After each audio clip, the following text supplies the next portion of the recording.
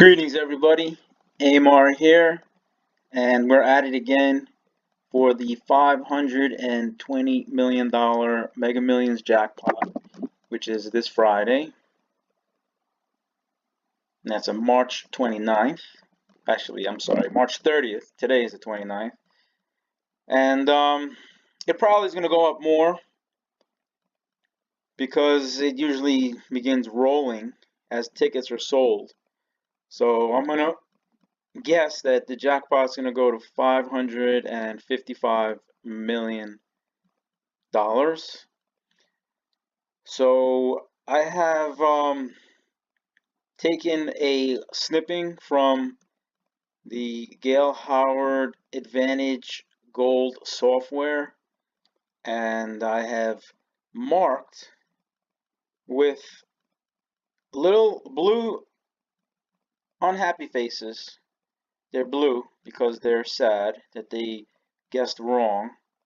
So this is over this 5 here, because this shows the pick that I had for the last drawing.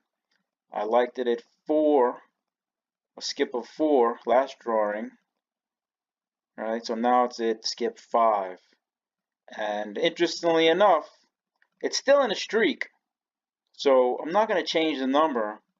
And it is in a classical flag formation now at this point. So 17 is a very interesting number to watch. This could be what I would call your seed number, right? The seed number is the number that you use that determines all of your other choices, okay? So in this case, the 17 could be a seed number, all right? And that's how I would create my wheels. I structure it based on one thing that I'm looking at. And you could do multiple wheels with multiple seeds, right? The seed is an idea. Now, historically, I found the flag formation to be one of the shittiest patterns to use within the drawing sense hit chart.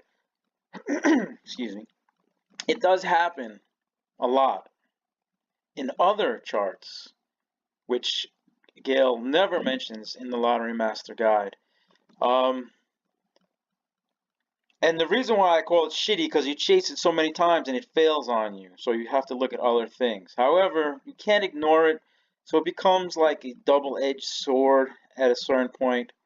So irregardless, we're going to keep the 17 because it's in a classic flag formation, 2-5. And even more importantly than the classical flag formation is that if you look at the bottom, and the bottom again is symmetry, you have the 5, right? It's a classical flag from the 2. The 2 to the 5 is a cascade. I'm going to call it a micro cascade for simplicity or for clarity. It's a micro cascade, right? Because it's within a streak. A regular cascade would be like 8-16. That's a cascade, right? But it's not micro because it's going out. But a micro cascade would be within a streak, all right? But just for simplicity, I'm just going to stick with streak, all right? And you have here, the 5 is not symmetrical to the 2, but the 5 is symmetrical to the 3. And the 5 is also symmetrical to the 3, all right? So these 3s, if you read the Lottery Master Guide and Gail Howard talks about reinforcement, this is what she means by reinforcement. These skip of 3s is reinforcing the possibility of the 5 here.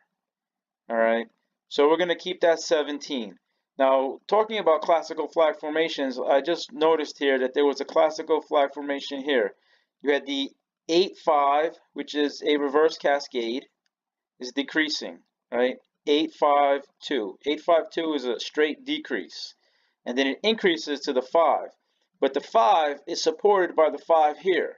So the 5 has symmetry here. So if you're looking at even more symmetry, you would have 5-2, 5-2. All right? But I'm not adding any numbers at this point. I'm going to try to get to 10 numbers. Now, there's a little yellow happy face here because that's the number that we got correct. All right, and this happy face is actually a little bit transparent, so you can see the number sign underneath it a little bit, as opposed to this happy face, which is not transparent. Um, the only number I might drop is this 3 because it's no longer adjacent. All right. However, I have noticed the what I would call a rook pattern, or not a rook. A rook is the castle, right? Is a knight. You have a knight pattern, right? It goes 1, 2, 3. That's a knight pattern, right? 1, 2, 3. That's just something I observed. Since it's the same movement as the knight in the game of chess, I call it the knight movement. So you could have a knight movement actually here, where it goes 1, 2, 3, and you get boom, boom, right? Again, you get another boom, boom. I'm big on movements, right? The boom, boom movement, in my mind, is a geometrical movement, a geometrical pattern, right? There are a lot of other geometrical patterns that I've noticed. One was a straight crazy geometrical pattern that I noticed many years ago, and I remember the number, and actually it was the 17, but not in this game. But I don't want to digress too much because that pattern is actually I named it after a person. I can't remember the name of the person, but I remember what the person is famous for. So I'll just do a search and find it. But let me not digress too much. So actually, I will keep the 3 because I'm going to look for that boom boom, right? Boom boom, right here. So we got the 7. I'm going to keep. Now the 7, when I had picked it, I had looking for the symmetry, right? You had the symmetry here. You had the skip of 26, and then the 3, and then the 4. So you had the 3, 4 symmetry. So you have 1, 2, 3. So the number is in a streak. It is a confirmed streak. The only question now is, will it continue? Now, getting back to the philosophy of the hot skip, right? Since you have a 3 and you have the 4, the 7 has to be considered for another hot skip, all right? So we're going to keep the 7, and therefore we're going to put a little heart here for our pick. Did I put the heart there before for the pick? I don't remember. Or was it just the arrow? Anyway, doesn't really matter. We'll put the arrow for now. I'll look at the video later, the other video, and see what I do with the hearts. So we got the 7. We're going to keep it. All right. Yeah, we'll just do the heart and the arrow. Simplify it. Now the 7 is not showing as a quick pick, which is interesting. I don't know why, but whatever. The 8 is showing as a quick pick. It's just that little dash there shows as a quick pick. And here you have actually 21 quick picks were selected for the Mega Millions. Now that's a lot of numbers, and if you just know the experience of the smart picks, they're really terrible most of the time.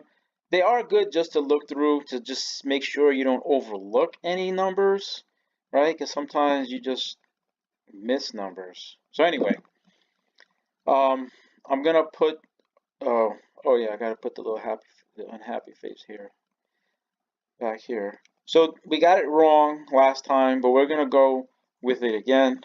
So let me bring back another little arrow here. So we're gonna stick with these numbers.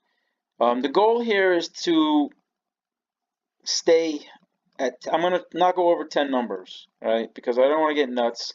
I can't afford any wheels that are like 20 numbers long. You know, I'm not like, who's that guy who played a ridiculous amount of numbers in the NBA? Was it the bald guy? What's his name? I can't remember his name right now. I'm thinking of another guy. Anyway, but what I did do is I did add the higher numbers here. They're over here. These two guys, they don't have any happy face. They're pretty much neutral because I didn't select numbers from this side. This 56 came in as a long shot. It was a major dormant period. You could look for a quick return with the 56. All right, you had a quick return with the 59. So you had a dormant period of 18 here. You had the increase from 2 to 18, and then it hit here. So I'm going to have these here. The number that looks interesting is the 58. It's an adjacent. I will put it in as a pick because on the high end, just because it's so glaringly obvious, and to not even suggest it would be kind of crazy. So you show the pattern here. You have the dormant period here, 13, 2. You have the quick return. The 1 is the symmetry. The 4 is an increase from 1 to 4, but it remains symmetrical to the 2. And now you have a pure symmetry from the 4 to 4. So the 58 remains in there. All right. And so I have 1, 2, 3, 4, 5, 6, 7 numbers on the low side. 8, 9 oh no, 8. Sorry. The little heart threw me off. So I have 1, 2, 3, 4, 5, 6, 7. 7 picks from last drawing. I'm adding an 8th pick on the high side because it's the symmetry and it's an adjacent. It's an adjacent low also. It could go adjacent high to the 60, but the 58. But I'm still going to try to remain within my filter.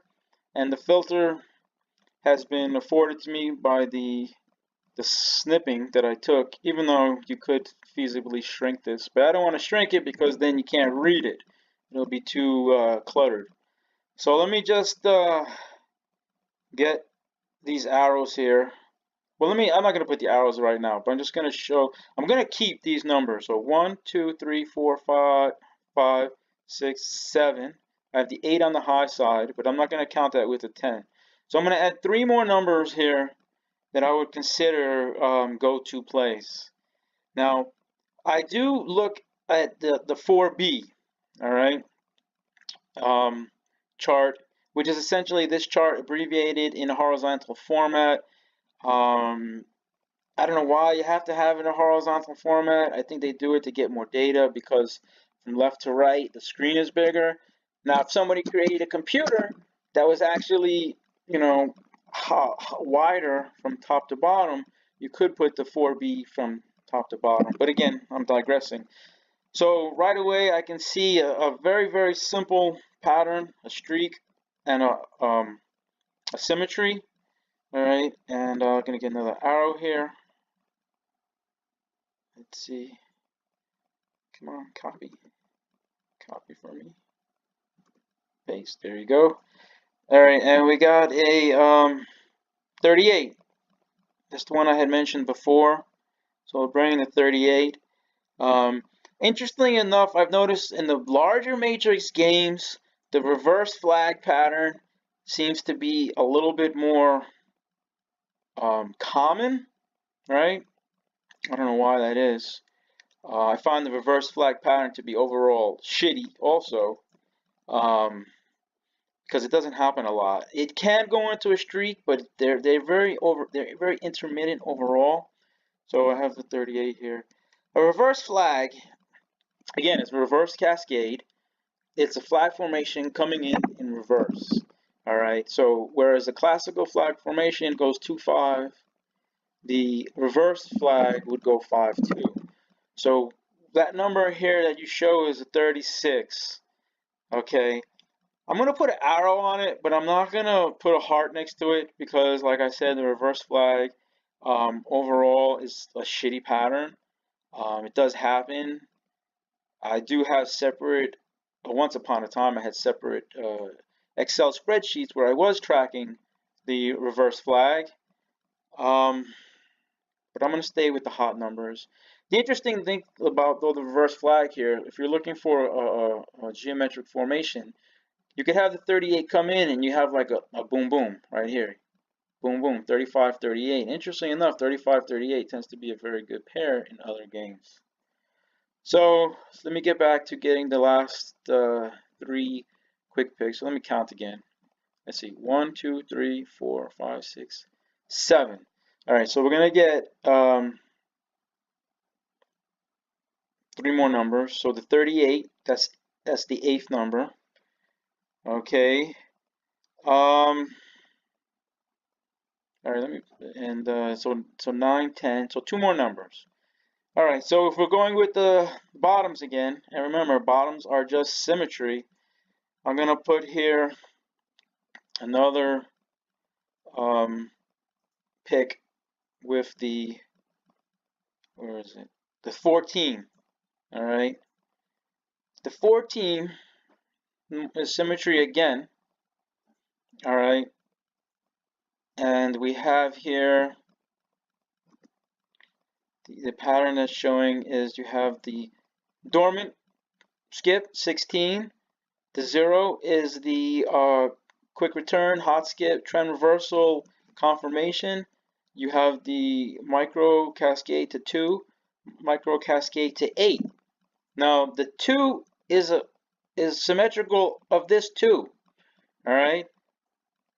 So you're looking for another micro reverse cascade, essentially, because you'll have, in a hot streak, sometimes you'll just have repeating reverse cascades or micro reverse cascades. So basically, it'll just keep decreasing. It'll increase, decrease, increase, decrease, increase, decrease, and it'll go like that, pretty predictable for a good length of time. All right, some of these numbers have done it. So we're going to add the 14. So that's 7, 8, 9, and one more. And maybe I'll go for a long shot. All right. One of the things that I have noticed is that sometimes you'll have long shot skips that will repeat itself. Like for instance, this 56 came in at 42 games. So I would look for another number that is around 42. Well, it's at exactly 42, but I would do one off. So I would look at, let's say, 41, 42, 43. You have a couple 40s here. You have a 43 here and a 43 here. Since I already mentioned about one-off-itis, I don't know who made that term up. It was pretty funny when I read it. But I will go for another long shot off of one of my hot picks to try to offset the possibility of one-off-itis. And so we have the 45, which is 43, which is interesting. Essentially, I mean, ultimately, you want to look at a bottom. You want to look at a long symmetry. You want to look for a bottom symmetry of a long skip. That's what I'm trying to say. So that's why I prefer actually small skips as far as long shots. Like the 5 here, you have the 30 to the 5, which is a decrease. 16, let's see, skip 17. This is a 26, 33. Like I said, the long shots are the hardest number to predict. That's why when I see people on lottery posts playing long shot picks, it's counterintuitive. I mean, you want to go for the long shot, but you have to realize that in Mega Millions, a long shot number might not get hot for 2 years. And you don't have 2 years to wait to chase a number.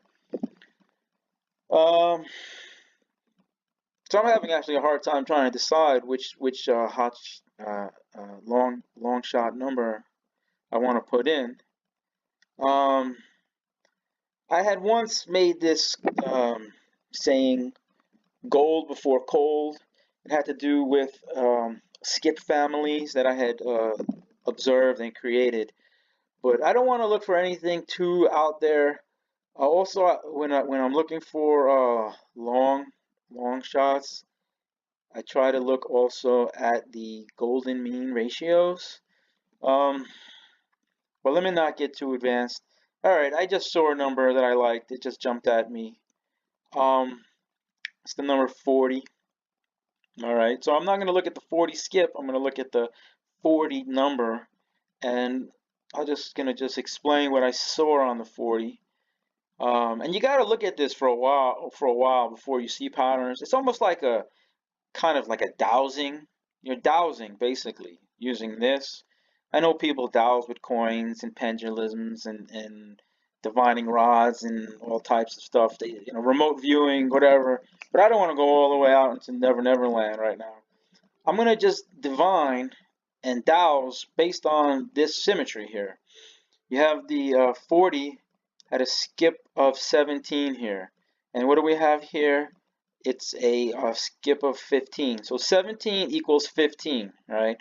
Remember, so 17 equals 15 on the downside, right? 17 equals 15, 17 equals 16, 17 equals 17. On the upside, 17 equals 18, 17 equals 19. All right, that's how you have to define your skip limits, or at least that you don't have to. You can do whatever the hell you want. But that's how I have defined my skip limits. All right, and I found that you can have more success with those definitions if you stick with them as illustrated in the Lottery Master Guide. But a lot of the things that I'm talking about is my own adaptations from what I read in order to make things fit, because things are not fitting. You're putting a round peg into a square hole, or a square peg into a round hole. Anyway, so we have the 40, and the 40 you could have actually another boom boom, right? So we're going to have this movement here. You got the hot 38, you got the hot 40, you got the boom boom, right? Gap 1, I also love small gaps. Gap 0, yes. Gap 0, gap 1, gap 2.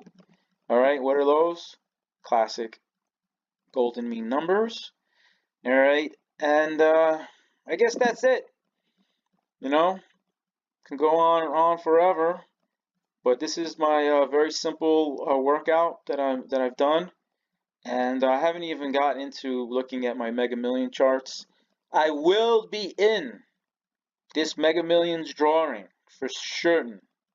Okay, I don't have $2 to afford to blow on the Mega, so I'm gonna probably split the ticket costs with my uncle, and I will give him the numbers to play.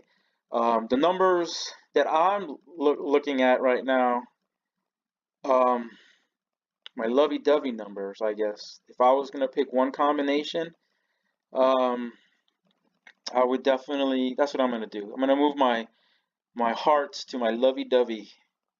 So my lovey-dovey combination would be, I'm gonna hold this 7. All right. This 8 looks very good too. Quick return off the 28, 7, 8 neighboring pair. I love neighboring pairs. I love my neighbors, even though I don't talk to them over here where I'm living too much. Even though one neighbor, he takes me to the store, so he's great. Because I'm in the mountains, I'm the unofficial ridge runner at this time.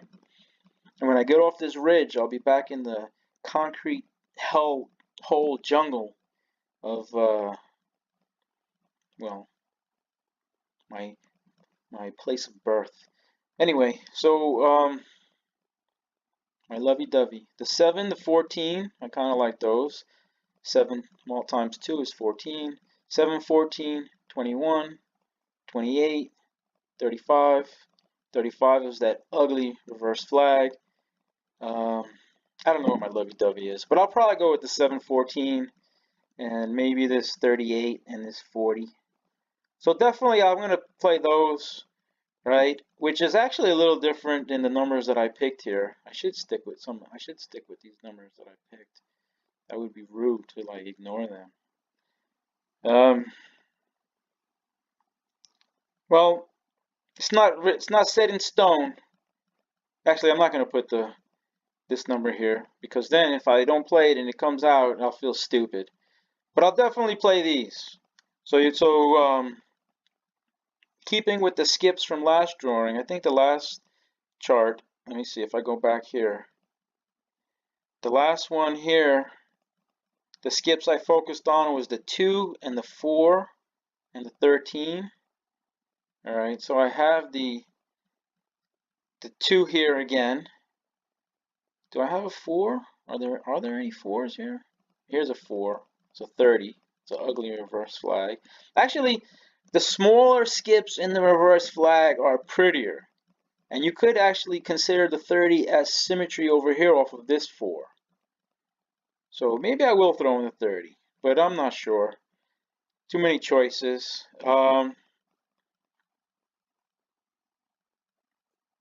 So I hope this video is not getting too long for everybody. Everyone's getting bored.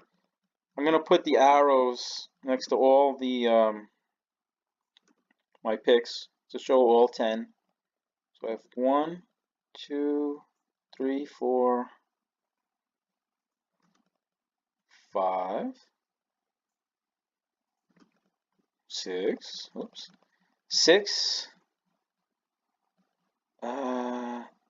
7, 8,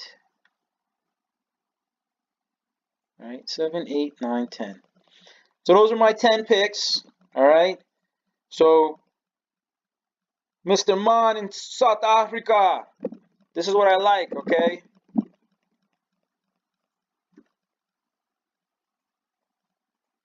I'm gonna get my African accent down for you, all right? You Soodlander. Soodlander, you. There you go. 10 picks for Friday's drawing. All right, guys, good luck. Any questions, comment, subscribe, whatever. Hit me up on Facebook, Twitter. I'll try to put those links down there. And let's get this money. Thank you, Gail. Peace.